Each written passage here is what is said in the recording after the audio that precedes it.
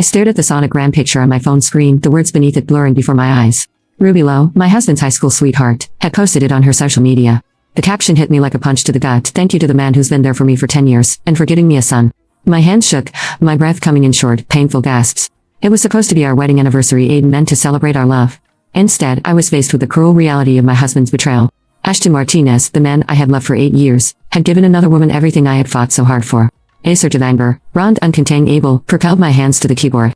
I typed quickly, each letter a burst of rage. So you're proud of being a homewrecker? My phone rang almost immediately.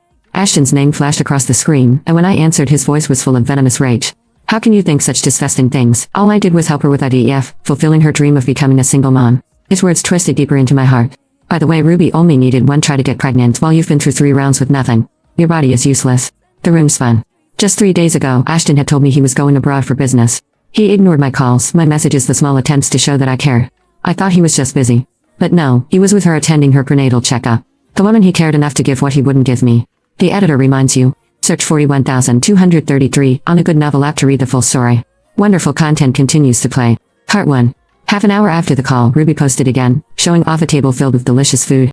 I got tired of French food, so Ash made me all my favorite dishes. He's the best. I stared blankly at the pregnancy test I had left on the counter. The joy I had felt earlier now gone, replaced by emptiness. After 8 years of love, after 6 years of swallowing my pride just to keep this marriage alive, I realized I was finally ready to let go.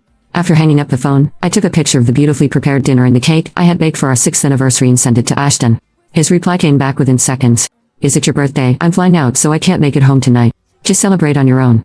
I chuckled bitterly, tossing the cake into the trash, its perfect frosting smearing against the plastic liner.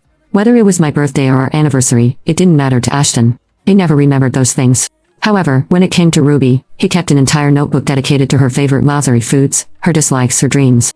He had been keeping notes since high school. I glanced at the pregnancy test results on the table and quietly put them away. I had planned to surprise Ashton with them over dinner tonight. But now, it seemed pointless. We had been married for 6 years, childless despite all efforts. I had gone through 3 rounds of IVF, each one more painful and draining than the last, and all had ended in failure. The doctor said it would be difficult, but I had hoped, tried, fought. And now, against all odds, I was pregnant. Yet before I could even celebrate, I saw Ruby's post, a reminder of the other life Ashton had been building without me. Forcing myself to eat, I pushed the food toward me, my appetite gone. For the sake of the baby, I took a few bites, but the moment the smell of the meat steak hit me, I doubled over, violently nauseous. I retched, the pain in my lower abdomen growing sharper with each heave. A warm, wet sensation spread between my legs, and I looked down to see blood seeping through my pants. Panic gripped me. Was I losing the baby? Despite everything Ashton had done, this baby was mine, something I had fought so hard for. I couldn't lose it now. I grabbed my phone, trying to steady myself as I made my way to the door. I intended to drive myself to the hospital, but the pain was too much. My legs gave way beneath me, and I slid down the wall, feeling helpless and terrified. The world around me started fading, and as I struggled to stay conscious, I heard a door open nearby. My neighbor, Will Young, stepped out, his eyes widening when he saw me. What happened? He asked, rushing to my side, his hand steady as he helped me to my feet. Please take me to the hospital, I whispered, my vision blurring. Will didn't hesitate. He practically carried me down the stairs and into his car. At the hospital, the doctor confirmed my fears. I was showing signs of a miscarriage. He prescribed a slew of medications and spoke to me in a grave tone. You need to take care of yourself. This pregnancy is not stable, and stress or overaggression could lead to a miscarriage. Will stayed by my side, his face filled with worry as the doctor explained my condition. When the doctor assumed Will was my husband, I felt a pang of sadness as I corrected him. He's not my husband. My husband is away on a business trip.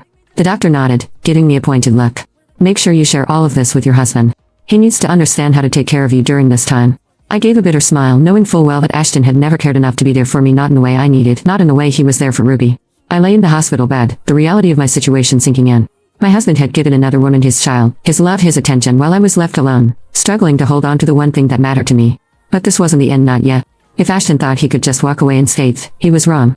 I would fight for myself, for my baby, and I would make him see the consequences of his betrayal. Part 2. I was discharged from the hospital after 2 days, but I knew the fight was just beginning. The doctor's words echoed in my mind, as Will helped me to his car. Stress could lead to a miscarriage, and the thought of losing my baby because of Ashton's betrayal terrified me. I wasn't going to let that happen. I needed to take control of my life, of my choices, and of my future. Will glanced at me as he drove, his eyes filled with concern. Are you sure you don't want me to call your husband?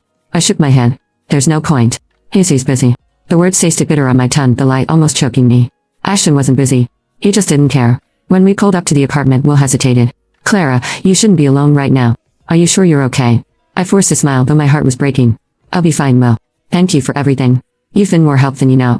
He didn't look convinced, but he nodded, giving me a small smile. You have my number. Call me if you need anything. I watched him drive away before slowly making my way up the stairs to our apartment. The door creaked as I pushed it open, the silence inside oppressive. The perfectly set table from 2 nights ago was still there, plates of food now covered in mold, the cake I had baked trotting in the trash. Ashton hadn't bothered to come home. I hadn't even checked in to see if I was okay. I moved through the apartment like a ghost, the weight of everything pressing down on me. Ashton's betrayal, Ruby's cruel flaunting, the threat to my baby, all of it piled, until I could barely breathe. I sank down onto the couch, my hands resting on my belly. My baby was the only good thing left, and I was going to protect it no matter what. Suddenly, my phone buzzed. I picked it up to see Ashton's name flashing across the screen. I hesitated, my finger hovering over the answer button. Then with a deep breath, I pressed decline. A moment later, a message popped up. Clara, I'll be back in town tomorrow. Don't make any plans. We need to talk. I stared at the message, a hollow laugh escaping my lips. Now, he wanted to talk. After everything, he thought he could just walk back in and act like nothing had happened. My hand tightened around the phone, and I made a decision then and there. I wasn't going to sit around waiting for Ashton to decide when I mattered. I had already contacted a divorce lawyer while I was in the hospital, and it was time to move forward. I wasn't going to be his second choice anymore. The next day, I woke early. I had an appointment with the lawyer, and as I dressed, I felt a sense of calm wash over me. For the first time in a long time, I felt like I was taking control. I was done begging for Ashton's attention, done trying to make this marriage work when it was clear he didn't care. I was halfway out the door when I heard footsteps on tears. I turned to see Ashton standing there, his expression one of surprise. Clara, where are you going? Really looked at him, and felt nothing but emptiness. I said simply, brushing past him. He grabbed my arm, his grip tight. We need to talk. I pulled away, my voice full. There's nothing left to talk about, Ashton. His eyes narrowed, a flash of anger crossing his face. You're being ridiculous. I've been busy with work, but I'm here now. We can work this out. I shook my head. No, Ashton. You've made your choices, and now I'm making mine. I won't be your doormat anymore. He opened his mouth to argue, but I didn't give him the chance. I walked away, my heart pounding. I had spent too long trying to hold on to something that was already broken. It was time to let go. As I walked away from Ashton, I felt a weight lift off my shoulders. I was done living in a shadow, done waiting for him to choose me. But I knew this wasn't over. Ashton wasn't the kind of man to let go easily, and as I walked out that door, I couldn't shake the feeling that the real battle was just beginning. Want to know more? Search 41233 on the GoodNovel app to read the full story.